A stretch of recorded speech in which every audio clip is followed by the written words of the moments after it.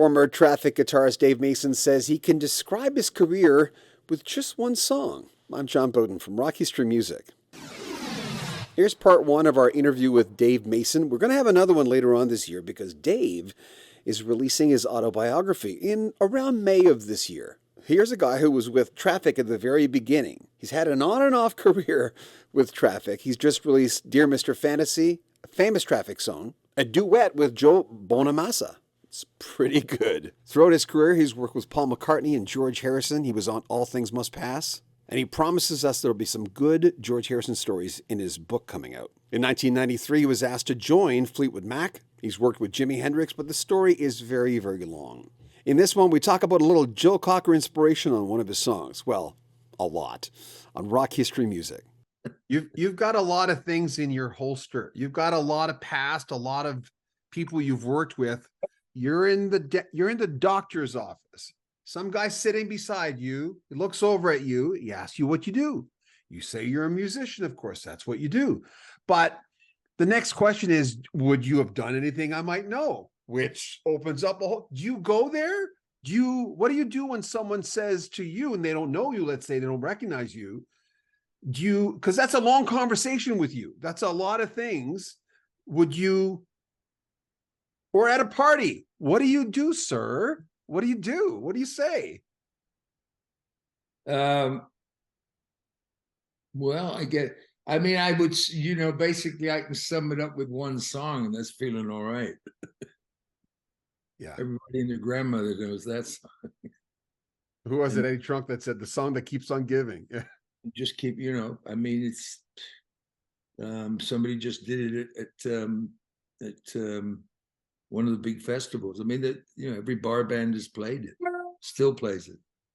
First time you heard Joe Cocker doing Feeling All Right? I should have done that. That's the version, that's why it's been covered so many times. It's his version. I owe him big time.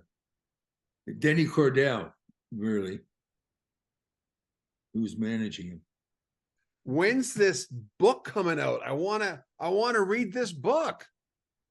Well, it probably be coming out. We're scheduling for my birthday in May. Is probably when it'll come out. It was.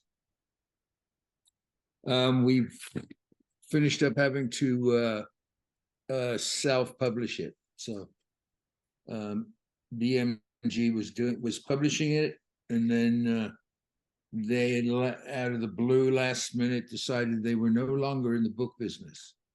So, how long is it finished, by the way? It's not exact. It's finished, but it's not completely finished. The writing's finished, and now it's just the never-ending process of getting all these photographs cleared. Every time I talk to a rocker, and most of them, like I'm 63, most of my rocker interviews are with people who are 10 years older at least than me, but they all go through this. They said, it's a cliche word, cathartic, but it is going through this. You're writing your own life here. What do you put in? What don't you put in? Do you get salacious? Do you not? Do you tell where the bodies are buried? How did you approach the process for you? Well, pretty much, the way I wrote it, it's really it's a life story. This is not, it's got all the music stuff and who I played with and all, but it's more or less a life story, really. Ups and downs. It just happens that I make music. Rick Emmett just released his autobiography called Lay It on the Line. One chapter, my friend, is on Triumph. One chapter. He says, that's a part of my life, but there's a lot of stuff that happened in my life. Yeah. It's got, I'm pretty much straight up with all my stuff. But like I said, it's mostly, it's a life story. So it's got a lot of stuff in there. You go back to your childhood, your family. Oh yeah, all that.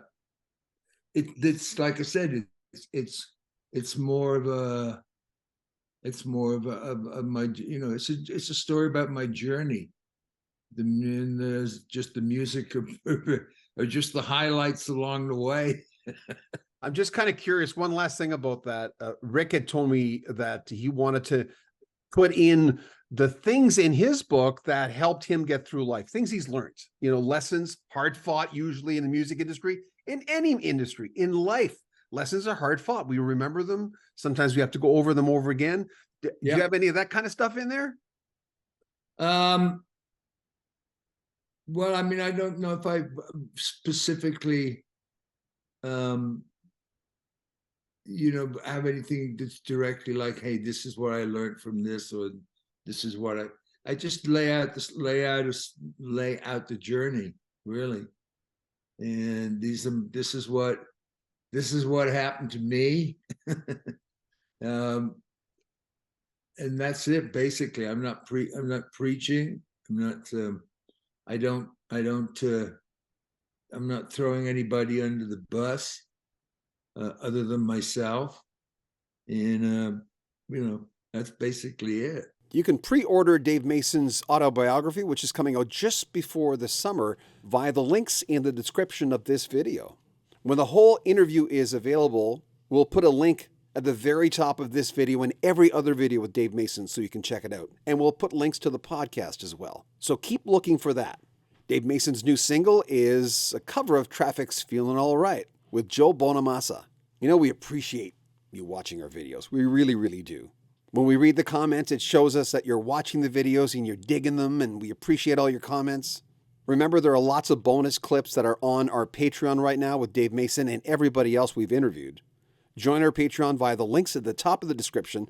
Like our videos, subscribe to our channel, and share our videos on social media. It makes a big difference when you do. I'm John Beaudin. This is Rock History Music.